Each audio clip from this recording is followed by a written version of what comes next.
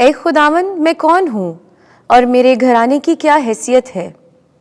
ہمارے لیے آج کی پہلی تلاوت سیموئیل نبی کی دوسری کتاب 7واں باب 18ویں سے 19ویں اور 24ویں سے 29ویں آیات مقدسہ۔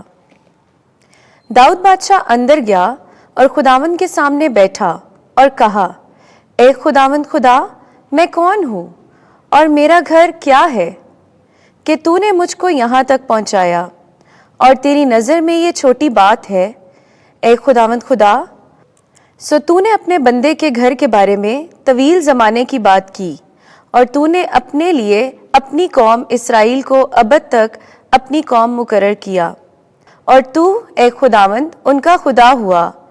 اور اب اے خداوند خدا، اپنے کلام کو جو تو نے اپنے بندے اور اس کے گھر کی بابت فرمایا ابد تک قائم رکھ، اور جیسا تو نے کہا ویسا کر، تاکہ تیرے نام کی ابد تک عظمت ہو اور کہا جائے کہ رب الافواج اسرائیل کا خدا ہے، اور تیرے بندے داؤد کا گھر تیرے حضور قائم رہے، کیونکہ تو نے اے رب الافواج اسرائیل کے خدا اپنے بندے پر ظاہر کیا اور کہا کہ میں تیرے لیے گھر بناؤں گا۔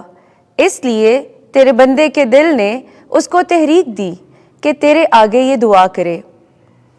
اور اب اے خداوند خدا، تو ہی خدا ہے اور تیرا کلام برحق ہے، اور تو نے اپنے بندے سے یہ اچھی باتیں کہی ہیں، بس اس وقت مہربانی کر اور اپنے بندے کے گھر کو برکت دے کہ وہ ابد تک تیرے حضور پائیدار رہے، کیونکہ تو نے اے خداوند خدا فرمایا، اور تیری برکت سے تیرے بندے کا گھر ابد تک مبارک رہے۔ پاک کلام کے پڑھے اور سنے جانے پر خدا کی برکت ہو۔ زبور 132 جماعتی جواب۔ خداوند خدا اس کے باپ داؤد کا تخت اسے دے گا۔ اے خداوند، داؤد کی خاطر اس کی تمام فکر مندی کو یاد کر کہ کس طرح اس نے خداوند سے قسم کھائی اور یعقوب کے قادر کے آگے منت مانی۔ جماعتی جواب۔ خداوند خدا اس کے باپ داؤد کا تخت اسے دے گا۔ میں اپنے دار سکونت میں ہرگز داخل نہ ہوں گا اور نہ اپنے سونے کے پلنگ پر ہی جاؤں گا۔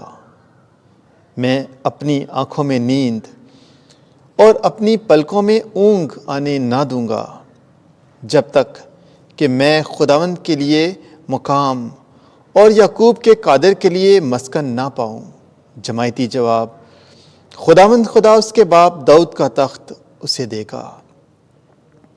خداوند نے داؤد سے قسم کھا کر ایک مستحکم وعدہ کیا ہے جس سے وہ پھرے گا نہیں، کہ میں تیری صلب کی اولاد میں سے تیرے تخت پر بٹھاؤں گا۔ جماعتی جواب۔ خداوند خدا اس کے باپ داؤد کا تخت اسے دے گا۔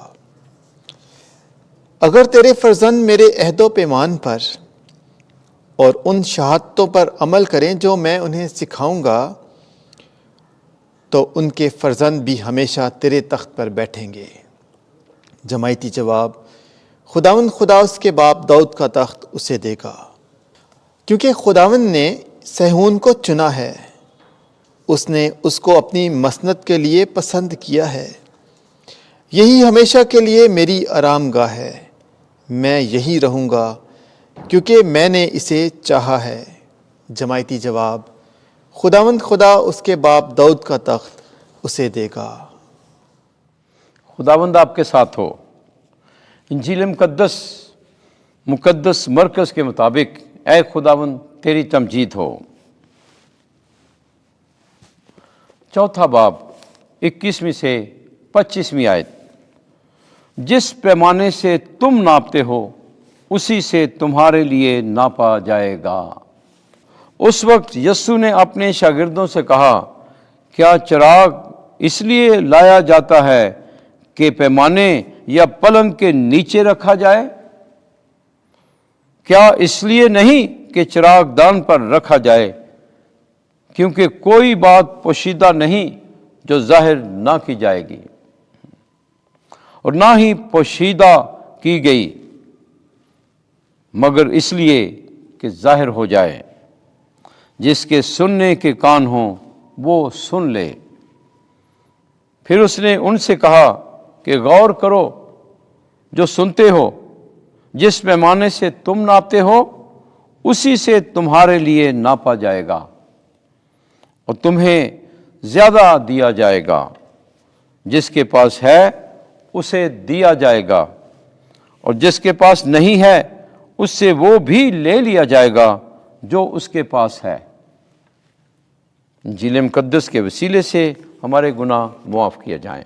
اے مسیح، تیری ستائش ہو۔